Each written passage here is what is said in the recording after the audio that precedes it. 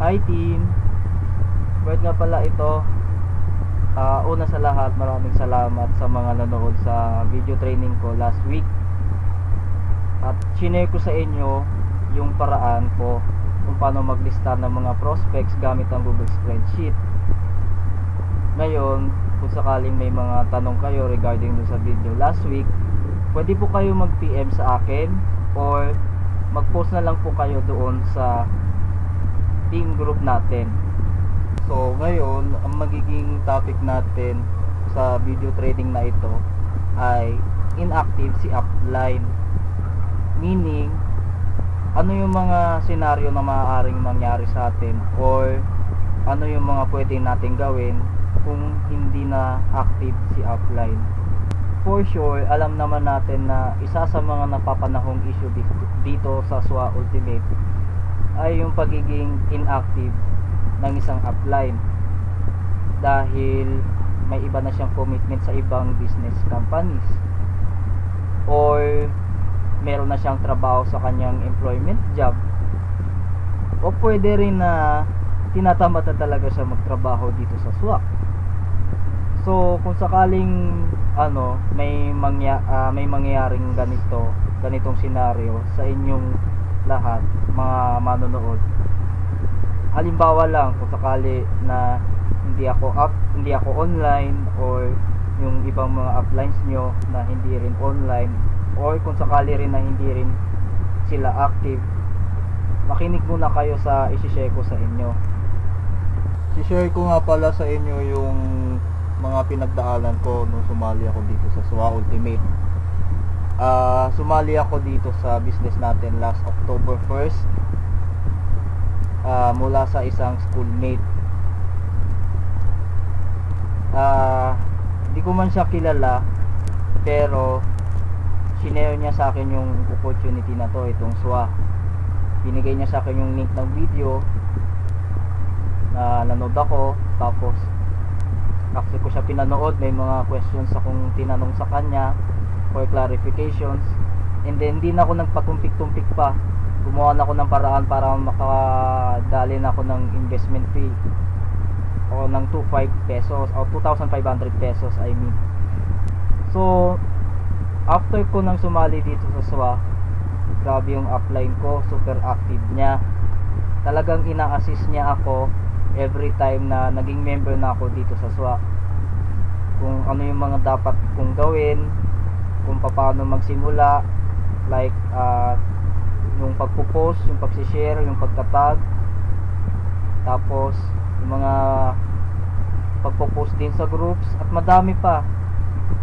And then sumasagot pa naman siya sa chat regarding dun sa mga questions and concerns ko dito sa SWA. Pero makalipas ang isa't kalahating buwan, hindi na siya naging active. Sinisin mode niya lang yung mga chat ko, hindi na siya madalas nag-online, until one day nag-chat na siya sa akin and sinabi niya na hindi na pala siya naging active dito sa SWA dahil busy na pala siya sa kanyang work. So sa una, nabigla lang talaga ako, pero nalungkot ba ako sa sinabi niya? Hindi. Bagkus, ang ginawa ko, nag-add na lang ako ng ibang mga SWA members, tapos nagtanong na lang ako sa kanila isa-isa. Kapag may sumagot namang SWA member na sa tingin ko makakatulong sa akin, edi okay, gagamitin ko yon. Or pwede ko ring gamitin na i-add ko si Sir Johnny Dado kung sakaling wala naman sa mga SWA members ang makasagot ng sa tingin ko makakatulong sa akin. So ganun lang siya gawin, guys. Kung sakaling hindi ako online or hindi rin online yung mga uplines ninyo, pwede kayong magtanong sa mga teammates natin or pwede rin kayong mag-add ng ibang SWA members at doon nyo rin po itanong sa kanila yung mga gusto nyong itanong at yung mga concerns ninyo. Kaya nga tayo sumali dito sa SWA 100% teamwork tayo dito. So to end this sharing video of the day, sabi nga ng mga pioneers natin dito sa SWA, let us not focus on the problem, but on the solution. At eto pa, sabi nga rin nila na hindi si upline ang sasagot sa problema mo. Hindi rin si upline ang bibili ng kotse para sa'yo. At hindi rin ang upline mo ang tutupad sa mga pangarap mo, kundi ikaw mismo. Ikaw, oo, ikaw. Kaya huwag parating umasa sa upline at huwag malungkot, umiyak, mainis kung sakaling hindi na siya active dito sa SWA. Bagkus, tuloy-tuloy ka lang, huwag kang titigil at huwag kang susuko. At bakit? Alalahanin mo, there are people under you na umaasa rin sa'yo. Once you got a downline, consider yourself as an upline. Kasi lahat tayo mga leaders. Kaya magtiwala lang tayo sa ating mga sarili. Kung kaya ng upline nyo, kaya mo rin.